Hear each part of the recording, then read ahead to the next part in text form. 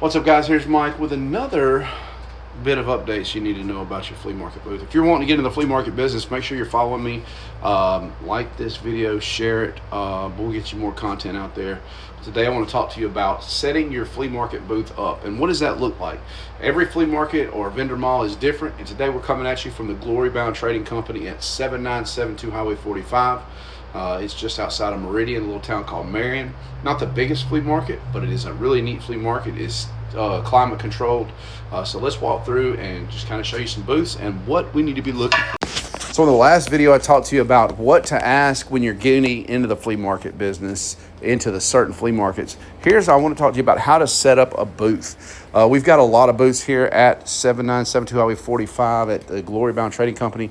One thing I do want to tell you about when you're setting a booth up, whether it's a big booth, small booth, discount booth, boutique booth, whatever, the first thing someone's going to look at is this area right here. To me, you can have the big stuff in the back that might draw someone in, but if I'm coming to your booth and I'm walking up and I see this, and this is a decent price on this item right here, that's going to draw me in. So that's going to bring me in to the higher dollar items, right? If this $100 dog, whether it's worth it or not, if that's sitting on the outside over here, more than likely you're not going to get drawn into this booth.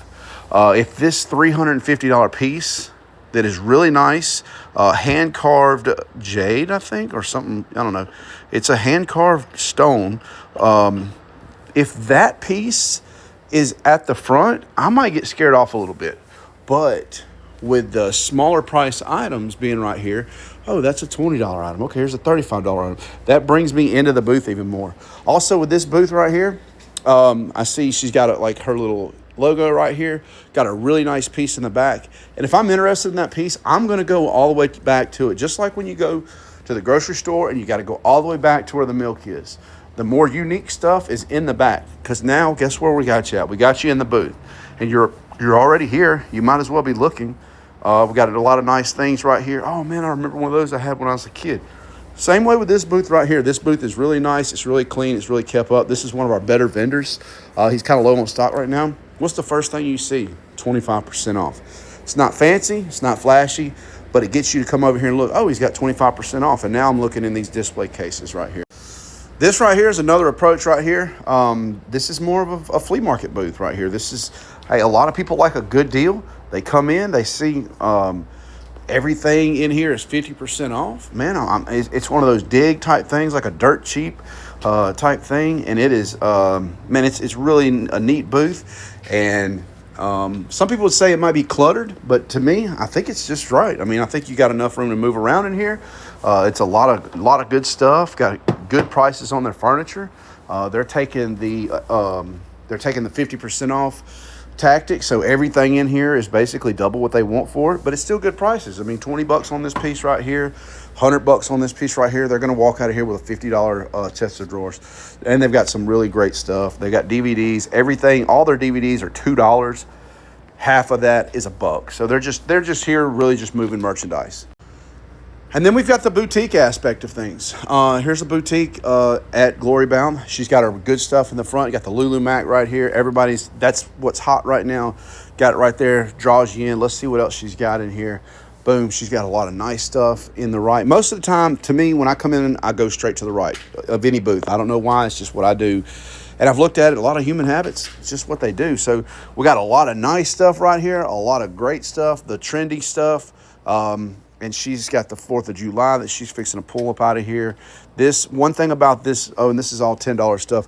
One thing I like about this vendor is no matter how busy or slow she was for that month, she's always changing with the seasons. And that's a very important thing to do. If you're not working your booth, you're not going to get paid by your booth. If you're working your booth like a part-time job, it's going to pay you like a part-time job. If you're working it like a seasonal job, only come through Christmas and Thanksgiving, guess what? It's going to pay you like Mama did. She's going to send you a card with $5 in the mail in it. But if you're working this booth 2 and 3 times a week, once, twice a month, I mean, it doesn't have to be rocket science. If you're working it regularly, it's going to pay you like a job. Another thing, this booth right here, it has a lot of stuff in it, but it's a very clear pathway right here.